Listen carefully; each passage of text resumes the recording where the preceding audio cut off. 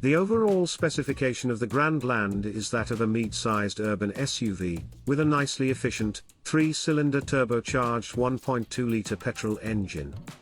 The power output records a maximum output of 129 horsepower, which is the upper limit for Category Eco eligibility.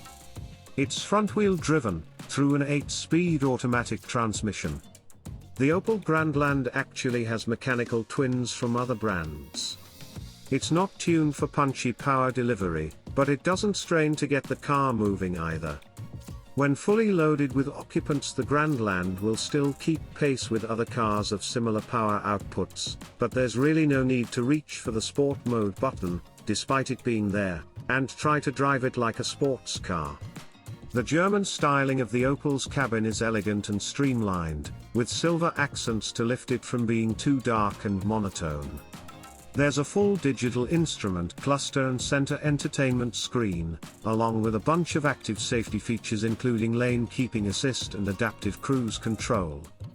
Now, while everybody is tripping over themselves to sell EVs and hybrids, the Grandland, like its distant cousins from Peugeot and Citroën, still makes a decent case for itself with the very economical, efficient engine.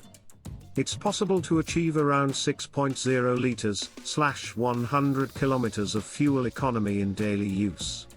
With a light right foot and knowing when to let the car cruise on the highway, getting close to the factory-stated claim of 5.2 liters/100 kilometers is well within reach. The tricky part is the car's asking price of nearly $190K with co. Yet the fact is, even the Honda HR-V, and Peugeot 3008, which is very similar in size and scope as the Opel Grandland, are asking similar prices. Reach a tiny bit higher and you'll be able to get the more powerful, and arguably more premium Nissan Qashqai, but the fuel economy isn't anywhere near what the Grandland can manage. All up, the Grandland has a distinct visual character that distinguishes it from the Peugeots and Citroëns, despite having a similar driving feel. That said, the boot is reasonably sized in the petrol and diesel models with 514 liters of storage space. That's about average for this type of SUV. The Skoda Karoq offers slightly more space, while the Nissan Qashqai has slightly less. It's also worth pointing out that the more economical plug-in hybrid version of the Grandland has a smaller boot, with just 390 liters of space on offer. There are 3 engines to choose from. The 1.2-litre petrol and 1.5-litre diesel are offered with 128 horsepower, while the plug-in petrol hybrid has 222 horsepower available, although it is considerably heavier. Around town, the Grandland has good visibility, and you'll be able to navigate around easily. There's light steering to help make turning easy, while the car doesn't feel as big as you might think. The Vauxhall Grandland is well suited to the daily grind around town. It has the usual SUV benefits of a raised ride height and good visibility, and even the base design trim comes with a rear-view camera to aid parking. Thanks to a light steering feel and good responsiveness at city speeds, the Grandland also feels smaller than it is. The ride can be a bit firm at times, though, bouncing over bumps and feeling a bit unsettled on rougher road surfaces. Aside from that, it makes for a great family-friendly mid-sized SUV.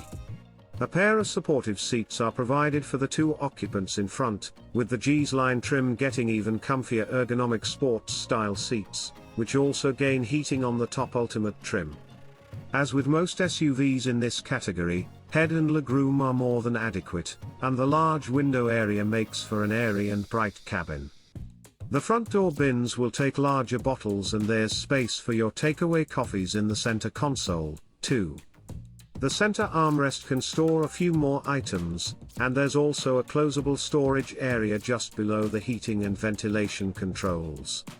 The back row is less accommodating and legroom is rather limited, especially for taller passengers. The backrest isn't angled quite far back enough, which also impacts on comfort and headroom, especially for taller adults. Some alternatives, like the Volkswagen Tiguan, offer reclinable rear backrests. petrol and diesel models get 514 litres of boot space, which expands to 1,652 litres with the rear seats down. These figures are very similar to the Peugeot 3008, with which the Vauxhall shares its design, although it trails the Kia Sportage, 591 and 1,780 litres. This places it somewhere in the middle for maximum boot space, but it should be enough for most, and you can adjust the boot floor to make the loading area flat. There are also two little storage areas on either side of the boot. The plug-in hybrid has its batteries under the boot floor, so it gets 390 litres behind the back seats and 1,528 litres when you fold them down. This drop-off is similar to the Volkswagen Tiguan e-hybrid, although the Kia Sportage plug-in hybrid loses just 51 litres over its petrol-powered stablemates, which gives it a still decent 540 litres of loading space. The material quality is good too, with even the base design trim getting plenty of soft-touch plastics and premium-feeling cloth seat coverings. The G's line gets fancier fabric seat inserts with leather effect side bolsters, while the Ultimate trim gets Alcantara inserts.